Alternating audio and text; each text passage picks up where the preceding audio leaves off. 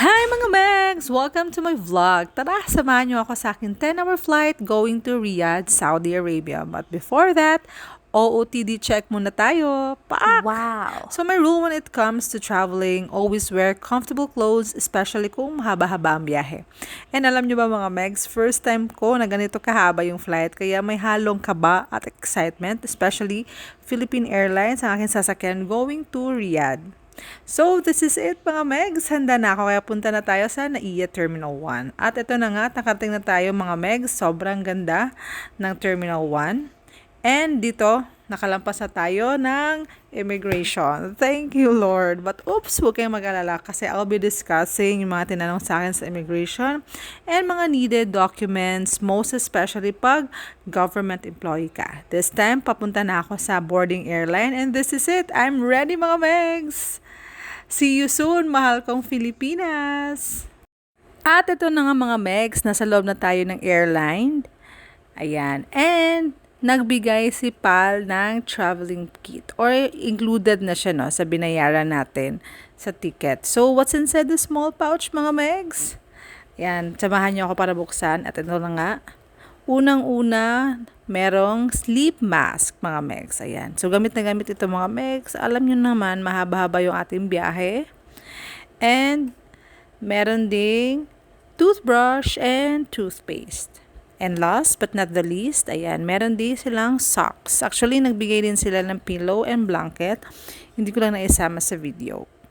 And after that, mga Megs, ang pinakahihintay natin, nag-serve na sila ng lunch. So, pinapili kami mga Megs between chicken nasi goreng or fish fillet. So, yung pinili ko mga Megs ay chicken nasi goreng.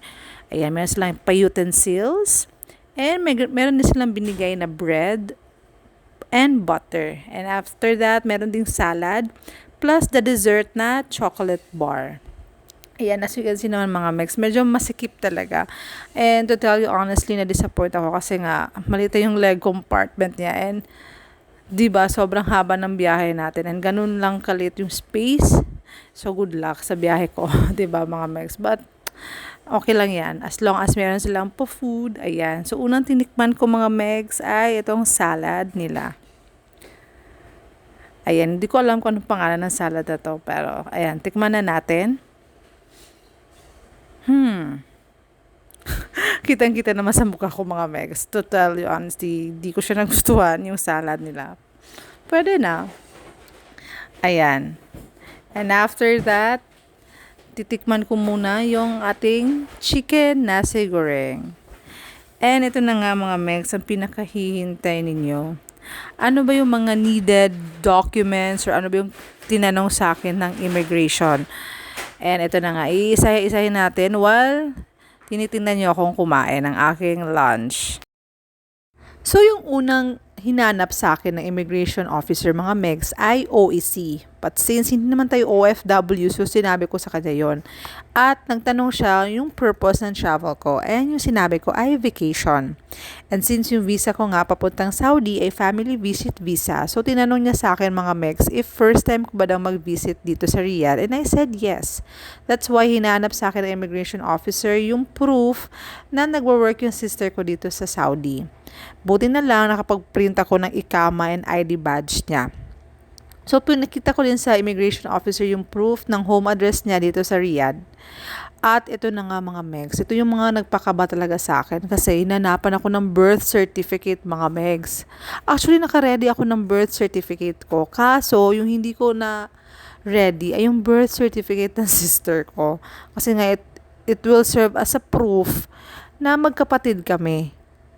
So, hinanap ko talaga siya dito sa cellphone ko. At buti na lang, na-remember ko mga Megs na nagpa-apostil pala ako ng birth certificate niya and nakasave dito sa cellphone ko. Pero, it took me, I think, mga 5 minutes or more na yung paghahanap ng copy na yon. Kaya nga nasistress ako while nasa dun sa immigration officer kasi nga, yun yung hinanap niya. Bakit yun pa? Yun yung wala ako. Yun yung hindi ako naka-ready, diba? At yun nga, buti na lang talaga at meron akong copy dito sa cellphone. And after that, tinanong din sa akin ng immigration officer if saan ba ako nagtatrabaho. And I said, I'm a government employee. Kaya hinanap din sa akin yung travel authority ko.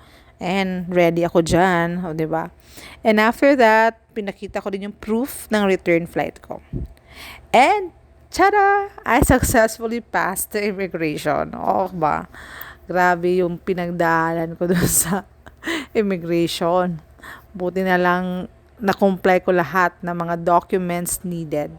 And mabalik na nga tayo mga Meg. So after 5 hours, may binigay ulit yung crew ng airline na warm face towel to freshen up. Kasi after that, isuserve na nila yung aming dinner. Wow, ayan. So pinapili ulit kami between beef sausage or chicken adobo rice. And yung pinili ko mga Megs ay beef sausage. So yung beef sausage nila, meron ng kasamang hash brown and egg. Tapos meron ding dried mango for the dessert.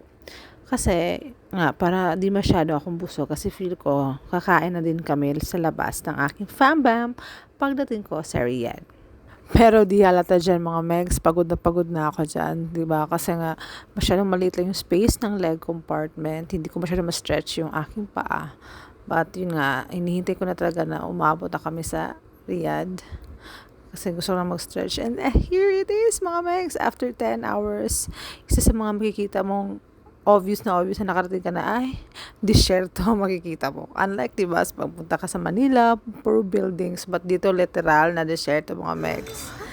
And the moment that I've been waiting, ito na, nakita ko na ang aking family. Here's my mama, my sister, and ang aking palangling na si Elira. Elira! Mama!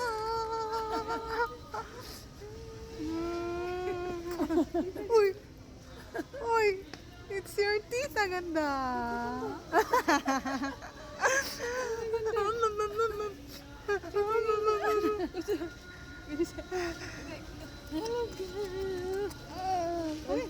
Ay! Hi! It's your tita! May kugos tita? Uy! Ay, kailan ka tita? Si kuya na? Nagdiwang lagi. Uy! Uy, it's your tita. Kailan siya? Ay, ah. Kailan siya tita. No? Kailan ka.